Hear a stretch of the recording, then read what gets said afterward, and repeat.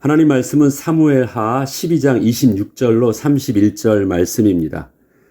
요압이 암몬 자손의 라빠를 쳐서 그 왕성을 점령하매 요압이 전령을 다윗에게 보내 이르되 내가 라빠 곧 물들의 성읍을 쳐서 점령하였으니 이제 왕은 그 백성의 남은 군사를 모아 그 성에 맞서 진치고 이 성읍을 쳐서 점령하소서. 내가 이 성읍을 점령하면 이 성읍이 내 이름으로 일컬음을 받을까 두려워하나이다 하니 다윗이 모든 군사를 모아 라빠로 가서 그곳을 쳐서 점령하고 그 왕의 머리에 보석 박힌 왕관을 가져오니 그 중량이 금 1달란트라. 다윗이 자기의 머리에 쓰니라. 다윗이 또 그 성읍에서 노략한 물건을 무수히 내오고 그 안에 있는 백성들을 끌어내어 톱질과 썰애질과 철도끼질과 벽돌구이를 그들에게 하게 하니라. 암몬 자손의 모든 성읍을 이같이 하고 다윗과 모든 백성이 예루살렘으로 돌아가니라. 아멘. 본문 13장 1절에는 그 후에 이 일이 있으니라 라고 시작합니다. 오늘 본문은 12장 마지막 부분이지만 13장 처음에 시작되어지는 그 후에는 다윗이 전쟁에 나가지 않고 왕궁에 홀로 여유를 즐기고 있다가 밧세바를 통해서 큰 죄를 범하게 했던 그 암몬과의 전쟁의 마무리를 다윗이 하게 된 후를 말합니다. 그래서 오늘 본문은 그 암몬과의 전쟁의 마무리를 하는 내용이 나옵니다. 이 마무리 속에서 상징적으로 보여주는 것이 30절에 보면 다윗이 자기의 머리에 쓴 것은 암몬 왕의 왕관이었습니다. 그건 참으로 우스운 모습이거든요. 아무튼 이 전쟁에 대한 모습을 오늘 설명하고 있는데 요압은 자신이 암몬의 모든 군사적인 힘을 다 제거한 상태에서 다윗이 그 영광만을 취할 수 있도록 이제는 다윗이 직접 전장에 나와서 암몬 성을 취할 수 있게 하므로 다윗은 다 이겨놓은 전쟁에 마지막 깃발만 꽂는 역할을 통하여 다윗이 그 승리의 영광을 취한 것이었습니다.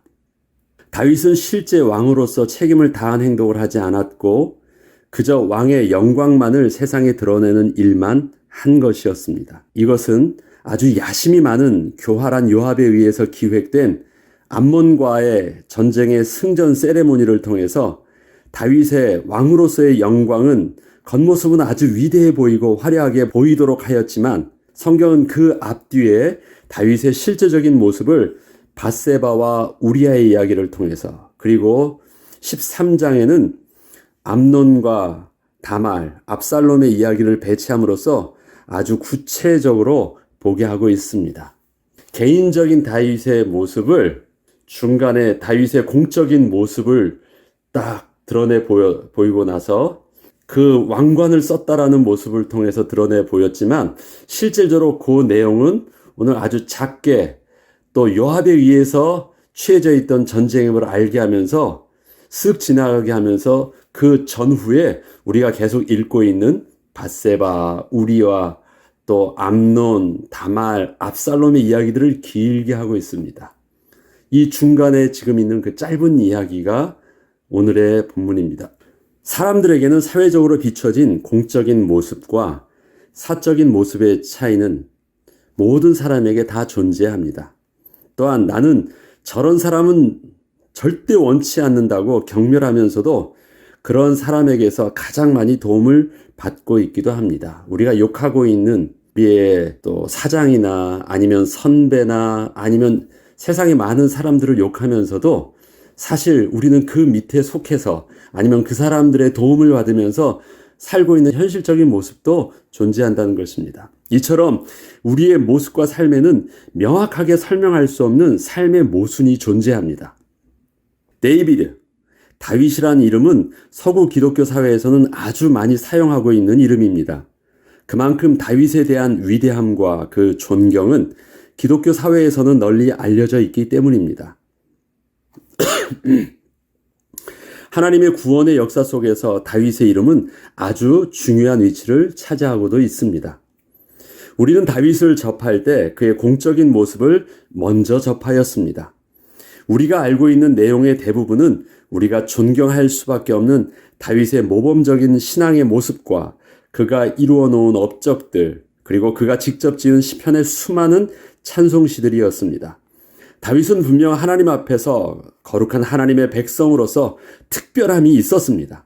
그런데 사무엘서를 통하여 계속 비춰지고 있는 다윗의 모습은 그렇게 알려진 다윗의 모습과 전혀 다른 포장되지 않은 다윗의 개인의 삶을 계속 보고 있는 것입니다. 밧세바는 분명 다윗의 치명적인 실수였고 부끄러움이었습니다. 이러한 밧세바를 통해서 낳은 아들 솔로몬은 다윗의 10번째 아들이었습니다. 다윗의 자녀들은 셀 수 없을 정도로 많이 있었습니다. 이것은 그의 아내가 참으로 많았다라는 것입니다. 우리는 솔로몬의 아내가 많았다라는 것은 잘 알고 있습니다. 물론 다윗은 그것에 비하면 얼마 되지 않는 것처럼 보이지만 다윗에게도 수많은 아내가 많이 있었고 자녀들이 있었습니다. 요압은 다윗의 신하 중 군사적으로나 정치적으로 가장 많은 도움을 주고 있던 조카이자 군 사령관이었습니다. 요압에게는 삼형제가 있었는데 다윗의 누이 수르의 세 아들이었습니다. 요압은 다윗의 마음을 누구보다도 잘 헤아려 말을 하지 않아도 알아서 척척 해줄 수 있던 자였습니다. 그런데 다윗은 가장 많은 도움을 받고 있으면서도 저들이 자기 밑에 있다는 것을 싫어했습니다. 도움을 받으면서도 악한 자라고 말하고 있던 것입니다. 오늘 본문에 나와 있는 암몬 족속은 이스라엘을 끝까지 대적한 아주 악한 족속이었고 아하스 왕은 이스라엘 백성들에게 아주 잔인한 왕이었지만 다윗에게는 사울이 쫓길 때 도움을 주었던 왕이었습니다. 또한 이후의 이야기에서도 보게 되겠지만 다윗이 심한 곤경에 처했을 때 중요한 도움을 제공하는 사람이 나오는데 그 사람 또한 암몬 족속 사람이었습니다. 다윗은 또한 블레셋 왕 아기스를 통해서도 도움을 받기도 했습니다. 가장 큰 원수의 이방 민족을 통하여 다윗과 그에 속했던 사람들이 1년 6개월간이나 도움을 받기도 했습니다. 다윗은 자신의 충성된 부하 우리아를 자신의 치부를 숨기기 위해서 죽도록 지시하기도 하였습니다.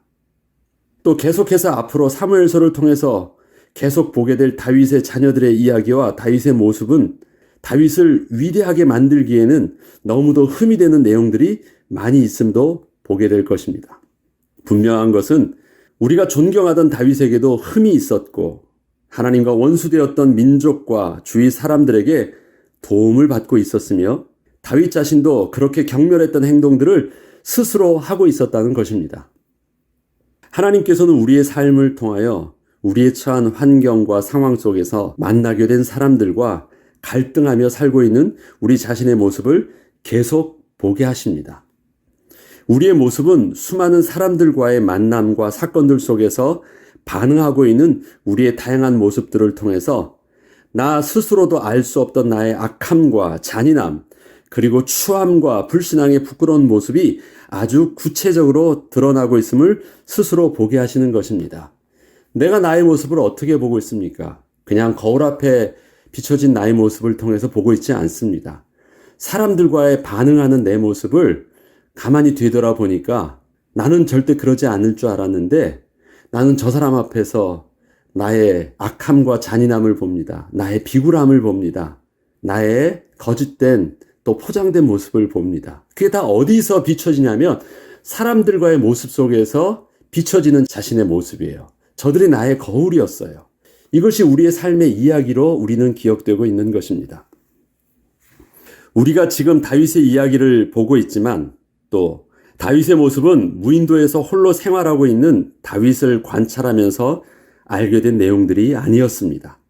다윗 주위에 일어났던 사건과 상황은 모두 사람과 연관되어져 있었기에 우리는 다윗 주위에 있던 사람들을 통하여 다윗을 비춰보고 있는 것입니다. 다윗의 아버지 이새를 통해서 바라본 아들 다윗, 그의 형제들 속에서 존재감 없던 막내 동생 다윗, 사울 왕과 요나단을 통해서 알게 된 그 신하 다윗, 나발의 아내였던 아비가일을 통해서 본 혈기왕성했던 다윗, 사무엘을 통해서 본 신앙인 다윗, 노베 제사장 아히멜렉을 통해서 본 도망자 다윗, 우리아를 통해서 보게 된 살인자 다윗, 밧세바를 통해서 본 정욕의 다윗, 앞으로 계속될 아들들을 통해서 비춰지는 그 아버지 다윗, 요압을 통해서 왕으로서 자신의 숨겨진 욕구를 알아서 잘 처리해 주기를 바랬던 이중적 태도에 세상 권력을 쥔 다윗을 또한 보게 됩니다. 그리고 그 다윗이 바로 나의 모습과 다르지 않은 하나님 앞에서 은혜 없이는 살 수 없는 죄인된 인간의 실존이었음을 깨닫게 됩니다. 우리는 신앙과 삶의 현실의 괴리감을 늘 고민합니다. 양복을 입고 교회에 앉아있는 모습과 치열한 생업의 현장에서 세상과 마주하며 싸우고 있는 우리의 이중적 태도와 모습 속에서 매일 갈등을 합니다. 그런데 성경은 우리의 삶을 그렇게 교회와 세상의 이중적 삶으로 분리하지 않고 있습니다.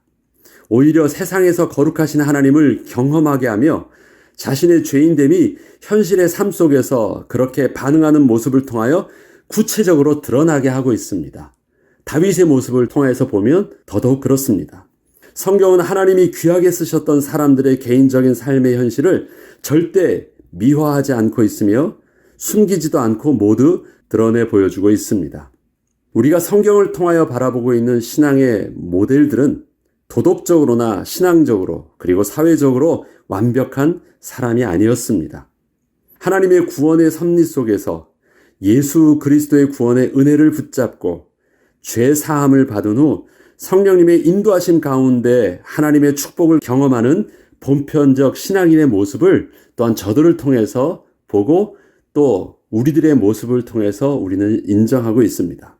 먼저 성경의 하나님의 사람들을 통해서 우리와 다르지 않은 하나님을 떠나서 죄로 부패한 인간의 모습을 실제로 보게 될 때 우리는 그러한 저들을 통하여 특별한 하나님의 사람으로 재창조하여 주시는 하나님의 특별한 은혜가 어떤 것인지를 더욱 구체적으로 깨닫게 될 것입니다.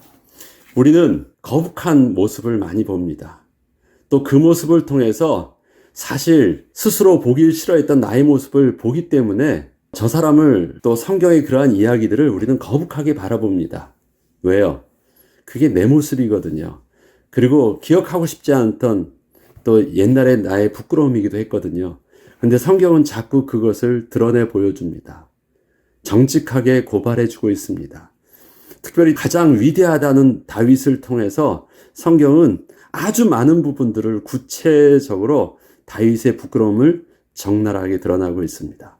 우리는 하나님의 영광을 위해서는 하나님의 사람들의 신앙의 모습을 온전히 보여줄 때 그것이 하나님의 영광을 드러내는 것이라 오해하는 경우가 많습니다. 그래서 우리가 많은 사람들의 그 부끄러움을 감추려고 하고 그를 통해서 신앙의 위대했던 모습만을 자꾸 드러내려고 하고 있는데 오히려 성경은 스스로가 저들의 모습을 통해서 부끄러웠던 모습들을 스스로 자꾸 드러내 보여주고 있는 것입니다. 감추려고 하고 있지 않아요. 우리는 감추고 싶어 하고 우리는 말하고 싶지 않은데 우리는 설교를 통해서도 그러한 내용들은 자꾸 하지 않으려고 하는데 성경은 너무도 구체적으로 집요하게 계속해서 저들의 악함과 부끄러움과 추함을 계속 드러내 보이고 있습니다. 무엇을 말하려고 하고 있습니까? 하나님을 떠난 인생은 그 죄인의 한계에서 벗어날 수 없다라는 것입니다. 하나님의 은혜 없이는 살 수 없는 그 사람들의 모습을 그 누구도 예외 없다라는 것입니다. 다윗이 그러면 우리는 어떻겠습니까? 그런데 그것이 우리에게 있어서 부끄러움만 오지 않고 절망으로 오지 않는 것. 그것이 우리가 하나님 앞에서 오늘도 하나님의 은혜를 붙잡아야 되는 이유고 나의 나된 모습에 낙심하지 않고 다시 은혜의 보좌 앞에 담대히 나아갈 수 있는 또 힘이 되게 합니다. 우리는 나의 죄된 모습, 나의 전적 부패한 모습을 사실적으로 보게 되고 정직하게 시인하게 될 때부터 하나님의 은혜는 시작되어집니다. 우리는 자존심을 가지고 나의 어떤 모습을 가지고 하나님 앞에 나가는 것이 아닙니다. 완전히 벌거벗은 부끄러운 모습을 가지고 하나님 앞에 설 수 없이 숨어있는 그 모습을 하나님은 그리스도의 은혜의 옷을 입혀주셔서 하나님 앞에 나오게 하시는 그 은혜의 인도하심을 따라 하나님 앞에 나오는 것입니다. 그러기에 오늘의 다윗의 모습을 다윗은 참으로 사람들 앞에 있는 그 영광의 모습은 그냥 포장되어져 있던 모습이었구나. 오늘 본문은 그것을 상징적으로 보여주고 있습니다. 다윗은 가만히 있어서 개인 스스로는 뒤에서 그렇게 추한 개인의 삶의 부끄러움을 가지고 있지만 백성들에게 있어서는 왕으로서 위대한 영광을 다 취한 이스라엘의 최고의 군사와 정치와 경제의 위대한 왕의 모습으로 서 있는데 그 영광이 얼마나 부질없는 것이고 얼마나 포장되어진 것이고 얼마나 하나님 앞에서 부끄러운 것인지를 오늘 성경은 아주 오늘 짧은 본문이지만 알고 있습니다. 우리가 그 영광을 쫓아서 다니겠습니까? 우리가 그 영광에 취하고 그 영광을 갈급해하고 그 영광을 잃지 않으려고 우리는 그렇게 몸부림치고 있습니까? 그것이 사울의 인생 아니었습니까?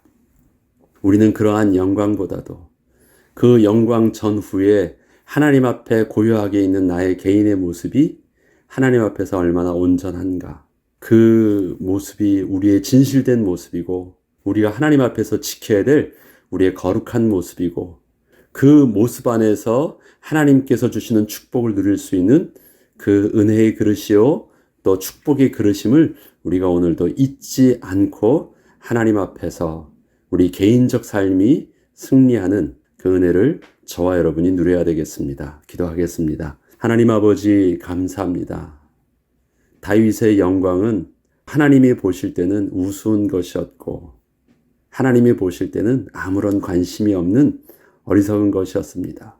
세상 볼 때는 위대하고 대단해 보이고 모든 최고의 영광을 다 그 손에 쥐게 된 것처럼 보이지만 하나님은 다윗의 숨겨져 있는 부끄러움을 다윗의 숨겨져 있는 그 잔인함과 악함과 하나님 앞에서의 불순종함을 하나님은 더 크게 보십니다.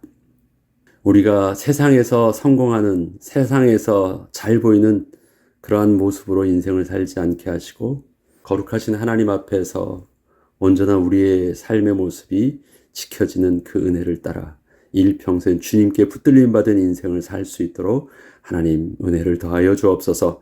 감사드리며 우리 주 예수 그리스도 이름으로 기도합니다. 아멘.